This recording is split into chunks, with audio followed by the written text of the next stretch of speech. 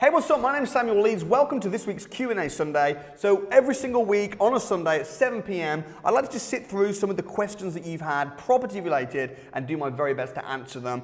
And I'm going to answer some right now from last week's Q&A Sunday.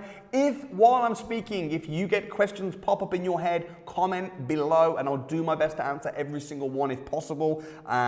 Also, if a question is really specific, that's good. The more specific, the better. So just get commenting right below. And if you like the answers as well, don't forget to smash a like button on the video. Right, let's get right into this and see what we can find. Annabelle says, Samuel, regarding council tax in the HMO, who's responsible for paying the council tax, the landlord or the tenants? Also, do you pay council tax for each room or for the whole property? Great question. So typically the landlord will pay the council tax in a HMO. Part of the attractiveness for HMOs is that all the bills are included. So it's expected the landlord will pay.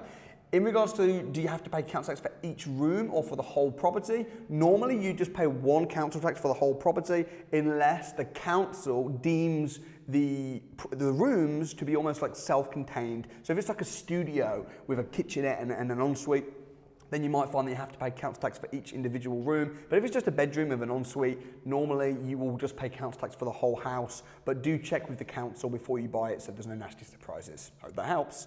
What else we got? Leon says, hi Samuel, how do you manage a serviced accommodation that's not near where you live? E.g. preparing the guests after previous guests leaves, cleaners, etc. Okay, a lot of my serviced accommodations are far away. I would just say get a good team, and yes, you do not have to do it yourself. The real trick to serviced accommodation is having a good channel manager, so all the bookings are taken care of. I use a company called Avivo, that's E-V-I-I-V-O, and then also having a really good cleaner, not just someone who cleans, but someone who really understands the business model, someone that can, come in and make the beds and make sure it's all nice. I can't recommend my cleaner because you have to find someone that's close to the property, and it depends on where you buy. So it can 100% be passive and hands off. However, I might suggest in the early days getting involved, because if you're involved in doing it yourself, there's a lot of learning in that, and it's never a bad idea to get learning. Hope that helps. What else we got? Fran says, how do I find landlords and just talk to them without agents? I know I can find them on Gumtree, or if I book a viewing with the agency, do I ask if the landlord can also be there? Asking if the landlord can also be there is a bit weird. Hey, can the landlord be there too? The agent will just not understand why. Go onto sites where landlords advertise their rooms for rent or their properties for sale, and they do it without an agent. So places like Open Rent, you can go to Spare Room, you can go obviously on Gumtree, as you said, Craigslist, or you can book a viewing with an agent, but book it in the evening. And then what you'll find is usually the estate agent doesn't want to go, so they'll just ask the owner of the property to do it, and then you've got the owner all to yourself to talk about whatever you want to talk about. But what I would say as well is go networking. If you go to networking events, property networking events, you'll meet so many landlords and be able to build relationships that way. So there's a whole ton of ways. But what I'd say as well is there's nothing wrong with agents. You can get good deals from agents direct as well, so just bear that in mind too. Tim Sandham, thank you once again for your time. Is it best to start with BRR, or would it be better to play it safe with a standard buy-to-let, or maybe just a 3-bed terrace to conversion to 4-bed HMO?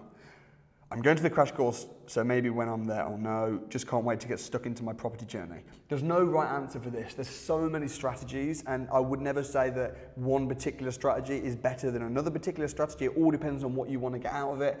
Do you want to build wealth? Do you want to build quick cash flow? Have you got funds? Have you got no funds? But going on the crash course is definitely a smart move, and I think that will be able to help. Okay, Hannah Day. I went to the crash course on October the 4th. Boom! Well done, Hannah. And we'll see you on the deal finding extravaganza in November. Awesome.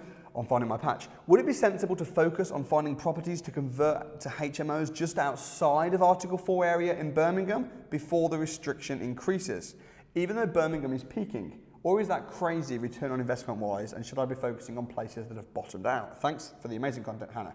Hannah, I'm personally buying in Birmingham right now. They're bringing Article 4, I think you probably know this if you just came from a crash course. They're bringing Article 4 into Birmingham in June next year. So if you can buy houses and convert them into HMOs that are going to be Article 4 in that area, that's a very, very smart move. Also, HMOs work really well in Birmingham because there's so much demand for tenants.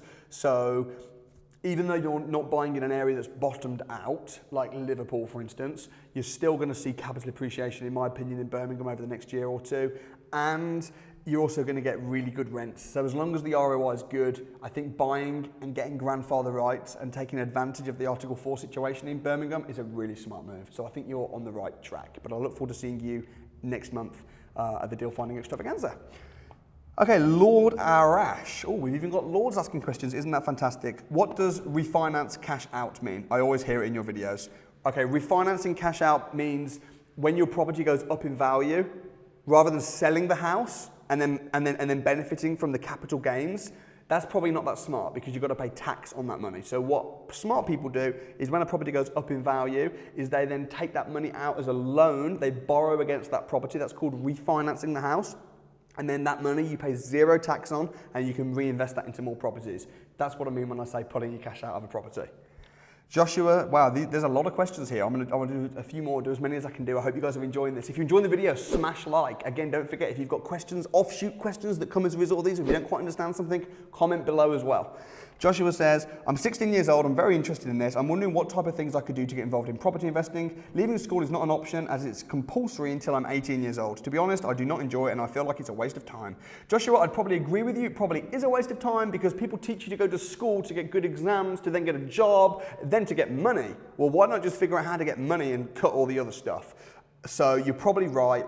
If you've got to stay at school till you're 18, if it's compulsory, then what I would say is just educate yourself and start getting in the right circles and even building your portfolio alongside school. I mean, that's what I'd say. A lot of people do this alongside a job, so just do it alongside school. But look into it because I'm pretty sure you can leave school at 16. Maybe they change the rules. But if you can, get out. And I don't advise that for everybody. I advise that for people that don't need the qualification to go and do their dream job. If you don't need the qualification to go and do your dream job, then it probably is a waste of time. Okay, Christina Boss. I love Christina Boss. She's always on YouTube commenting. You're awesome. Hi Samuel, if you have a house like residential and have a spare room, can you rent out this spare room like serviced accommodation without breaking the law? Thank you, appreciate your work. Yes, you can. You can rent out the room as long as it's not against your mortgage terms, you can. And the good news is it's tax-free up to, I think it's like £9,000 a year. It's completely tax-free to rent out a spare room in your house. So yeah, that's a really legitimate, smart thing to do. So good thinking, Christina. Just check that what your mortgage terms are. And that it's all okay with the house that you've got, but smart move. Knocking Boxing, what happened to that story with Saj who bought a property with your money? No video released since then. It's going really well. Saj is absolutely smashing it and there's going to be a video coming soon on that hopefully, if I get time. Ben Bentley, how do you find investors at networking events? Tell the world that you're looking for investors. So go to a networking event and if you have an opportunity to stand up. And rather than saying, I'm looking for investors, come and speak to me if you're an investor and making it all about me, I'm gonna give them value. So I'm gonna say, hey, I've got a really good deal I've just secured, or I'm viewing some houses next week. If you're an investor and you're interested in having a chat, come and speak to me. So always offer value first, serve before you sell. Okay, Kasal says, I'd like to know how you make money in property and different ways of making money through property. Additionally, thank you for uploading the videos. Okay, thank you. How do I make money in property? Many ways. I make money from renting houses out. I make money from buying them below market value. I make money from the capital appreciation of the house. I make money by turning one property into multiple properties and then selling off the units. I make money in property by packaging and selling deals, although I don't really do that anymore. It's something that I used to do a lot of. My students do that. I make money in property by teaching other people how to make money in property. I make money in property by, I've had a letting agency. There's so many ways to make money in property. The thing is, if you look on the Sunday Times rich list, most people on the Sunday Times rich list invest in property. They've either become rich by investing in property or they've become rich from business and they invest their profits now into property. So learning how to understand property market and how to make money in property is a really good skill. And I reckon as an entrepreneur, sometimes people say to me, Samuel, why do you teach property if you make so much money in property? Well, number one is because I absolutely love it and I do it for free. I do it for free as well. But number two is because I'm an entrepreneur. So I'll make money in all different avenues of property because I'm an entrepreneur. That's what entrepreneurs do. They find a gap and then they fill the gap and then there's a fair exchange, which is if you're adding value, the money follows. Albert Einstein says, don't try and be successful, try and be valuable, and then the success will follow. So that's just some ways. I'm sure you can think of more ways, but there's a few. Okay, Leon, what are some of the different ways to structure a basic joint venture? Leon, a joint venture agreement is a blank piece of paper. Again, it's just a case of coming together with what is a win-win. Whenever you're doing a joint venture, you should always have equal risk and equal reward. So what are they putting in? What are you putting in? They might put the money in, you might put the deal in and the skills. So just work out really clear what you're going to be bringing to the table, have an exit strategy, write it down in plain English, and then give it to a solicitor that specializes in drawing up joint ventures. And they'll be able to tell you if you've missed anything, if there's any blind spots, they'll be able to draw it up legally for you. That's the basic summary of joint ventures. Okay, what do you think of the future of Article 4? I think Article 4 is going to be all over the country, and I think HMOs are going to be something which is like, wasn't it great when you could buy a house and turn it into a HMO without planning permission? And people are going to kick themselves, is my conclusion. Okay, we're going to do one more question. Let's see what we've got. Mandy Howard.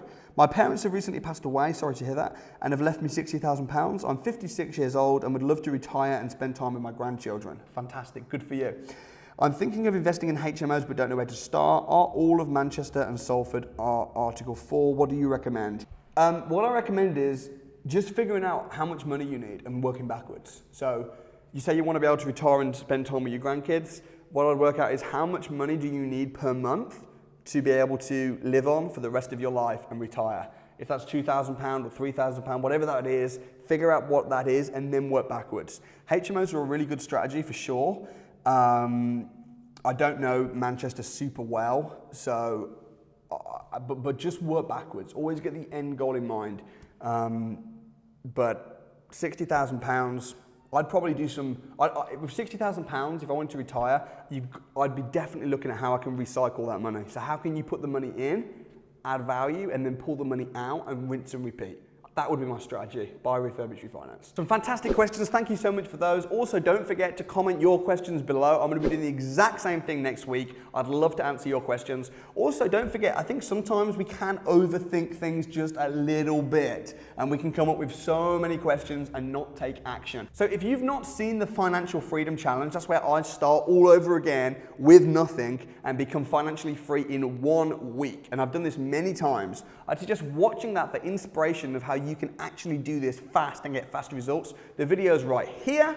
Also, I'd suggest that you come down to a Property Investors Crash Course where you'll really get a kick up the bum to start taking some serious action. If you've not been to the crash course, it will blow you away. You can get free tickets right here.